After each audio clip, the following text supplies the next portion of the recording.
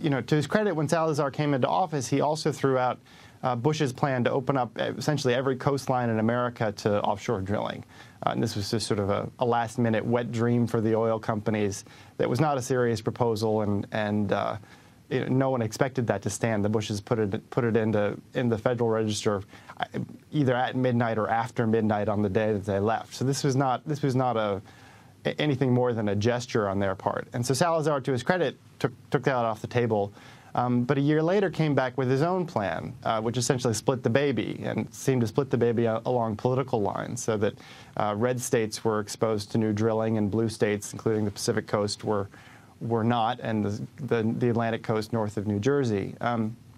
And so he and President Obama appear at an Air Force base in front of an F-18 fighter jet and a giant American flag in this sort of stagecraft that had all the trappings of the mission accomplished photo op. And they said, you know, we've looked at this for a year. This is a hard decision. We've looked at it for a year. We're ready to roll here. And Salazar said, you know, our reforms are working. We have an agency that's capable of handling this. And, you know, then a couple days later, President Obama, unbidden, says, you know, oil rigs are safe. And so they took ownership of this completely right before the disaster, without having implemented any of the substantive reforms that they should have. And so what that did is it left in place a drilling program that not only it's a complicated issue, but the Bush environmental reviews were structured so that you would have a detailed environmental assessment of the region, an environmental assessment of the individual leasing blocks, and then for each drilling project they would get a categorical waiver, just a get out of environmental review free card. And so the BP drilling site had gone was sort of, and each drilling permit was based on these three levels. And so it said, well, we did the review at the top, and then we did the secondary review, and the tertiary review we don't have to do because we did the other two reviews. But the other two reviews were crap. They didn't account for the possibility. They called a blowout a low probability, low risk event, which is, you know, I can understand the low probability part, but the low risk is just absurd. Tim Dickinson, we have to break. We have to break, but we're going to come. But so the short story is that they took the Bush's word on the science and then issued the get out of environmental review card free to BP under Obama. Tim Dickinson will be back in a minute, political correspondent for Rolling Stone. His piece is "The Spill, the Scandal, and the President." Back in a minute. When I get older, I will be stronger.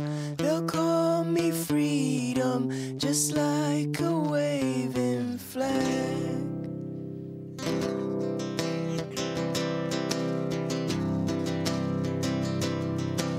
Born to a throne, stronger than Rome, but violent prone, poor people's zone. But it's my home, all I have known, where I got grown. Streets we would roam, out of the darkness I came the farthest, among the hardest survival.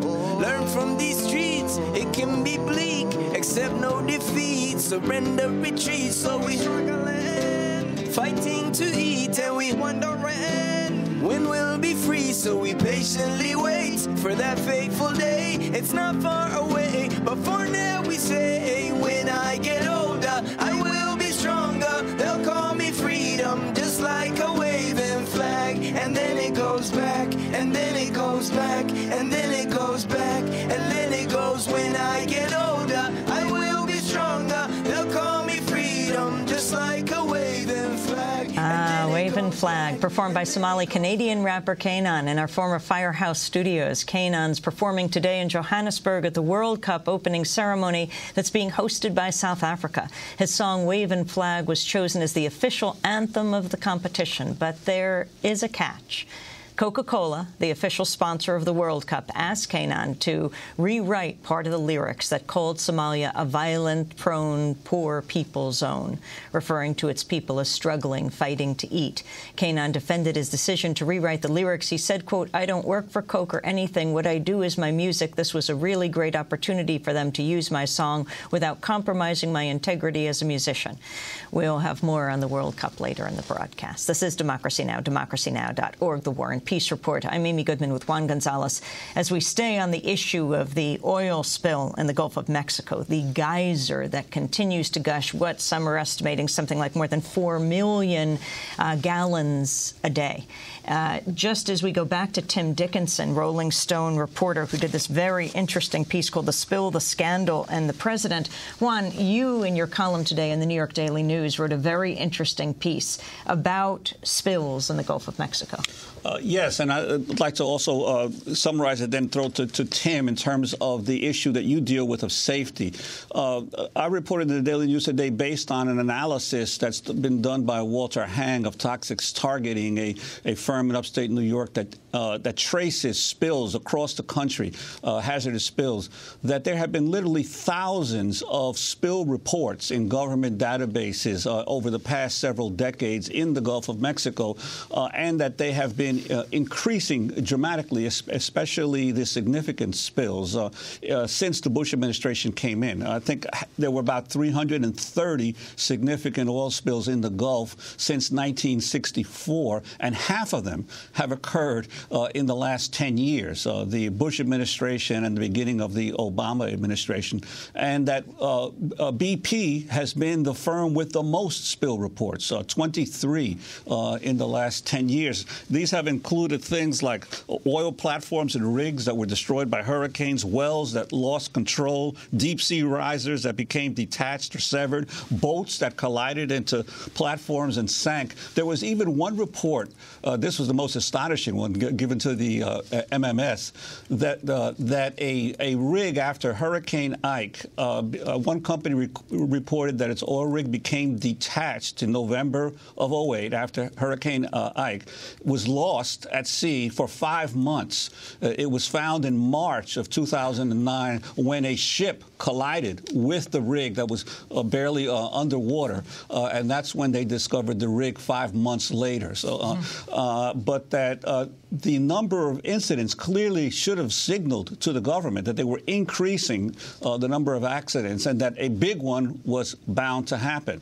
You've reported about BP's accident problems in other parts of the world as well, and its safety record. You talk about that.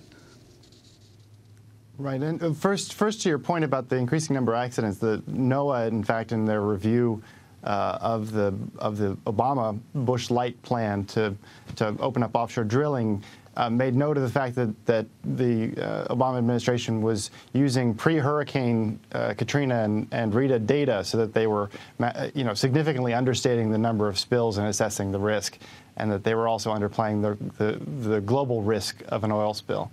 But to your point about BP, I mean, BP, it just has to be noted as a serial felon. I mean, they had a felony conviction in, I think, '99 about just essentially dumping of oil or oil byproduct in Alaska into the open environment, and then another felony conviction following the 2005 disaster in which an oil refinery where they had cut costs and scaled back required safety equipment blew up and killed 15 people and injured 170 more. And BP was also the lead, was in charge of the consortium that was supposed to respond to the Exxon Valdez in 1990, and that response was hampered in the early hours because they didn't have the right equipment available, and Exxon fairly quickly realized that BP was not a good partner and shoved them aside.